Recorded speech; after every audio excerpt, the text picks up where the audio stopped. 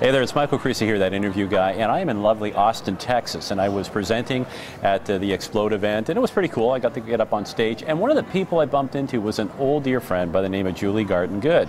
And if you don't know Julie, Julie was the founder of NAREC, which is the National Association of Real Estate Consultants. And that was on the map way, way long time ago, but I think it's coming back again. So Julie, hi, Michael. Tell me a little bit about NAREC and what's the deal? Why did you put it together in the first place? Where are we today? You know, I fell upon fee-for-services in 1982 in northern Idaho, middle of nowhere. It's not the end of the world, but you can see it from there. When I had a brokerage that I opened in the early 80s, and a gentleman came in and he said, I'd like to pay you for doing some special work. And he said, I have this property, I don't know what to do with it. It's a problem child. And I'm thinking, oh my gosh, you know, prime is 21.5%. Everything is a problem child. And then he asked me something I could not immediately answer. He said, what would you charge me to do some consulting for me? And I'll pay you what you're worth. What is your hour? What is your rate? And I thought, oh my gosh, somebody's asking to pay me before I close something? Or, you know, this is not commission-based. I paused for a moment, and I had just written a check to an overpriced attorney for $150 an hour, and I very bravely said to this man, well, let's see, he said, pardon? I said, $75 an hour, and he said, that's fine. How long will it take you? Well, I knew that part because I had been doing it for forever for free.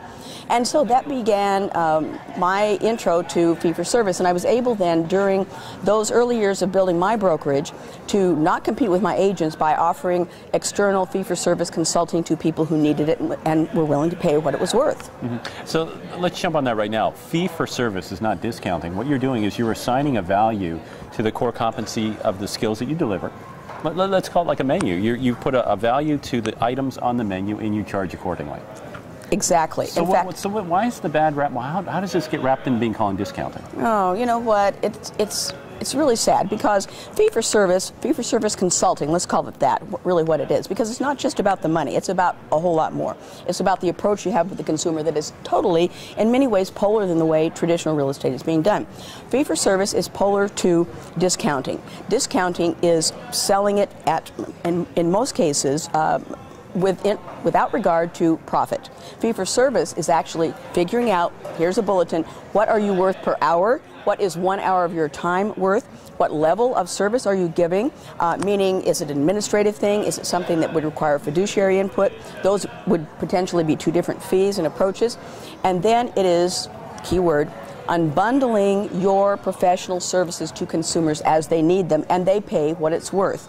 The book that I wrote regarding consumers and their potential approach to fee-for-service in not 1902, but how about 2001, was actually Real Estate a la carte, selecting the services you need, paying what they're worth. And you know, that was too bleeding edge at the time.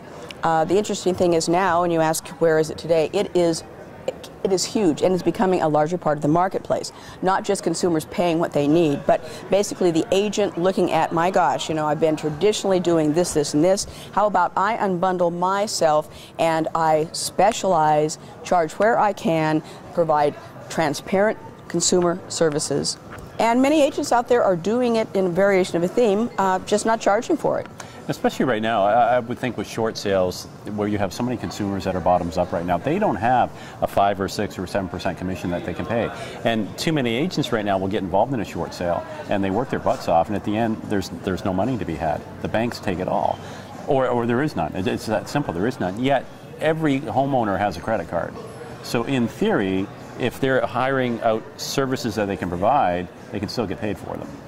Absolutely, amen. And in fact, you know, many people who are in a desperate situation, upside down, you know, borderline foreclosure, they may very easily want to hire someone who is not the lender, to have an unbiased, disinterested position, cha-ching, pay them by credit card. And the interesting part of this is, too, that when people are in that situation, they need the one-on-one. They don't think they can afford it in the X percent, as you said. This is a viable way to get them the information, and no more free. If we as the real estate professionals out there could realize there ain't no such thing as free. Everything has a cost to it. The open house, most open houses are probably easily, in agent's time alone, $500 to $600 of agent's time. If you know without a shadow of a doubt that you're only doing that to appease the seller, turn that sucker around and either one, find a more cost-effective way to do it, i.e. farm it out to an agent that's willing to work for less, or two, put it on the seller's back and say, gee, we can actually sell your property for less if in fact you're, not sell your property for less, but we can actually charge you less for our services if in fact you're willing to unbundle some of these services and do them yourself. I think part of the challenge is the model that we use in real estate. The psyche is if the thing ain't broken, let's not fix it. But the reality is it is broken and nobody wants to talk about it. And I think that could be content for a whole different episode. But I want to thank you for taking time out. Thank you. And Julie, if they want to find out more about what you're doing, where can they go? Absolutely. Well, the obvious place would be www.juliegarton-good.com or NAREC.com or ccrec.com. It's Michael Creasy here, that interview guy. I hope you enjoyed this interview, and to see more, be sure you check out thatinterviewguy.com.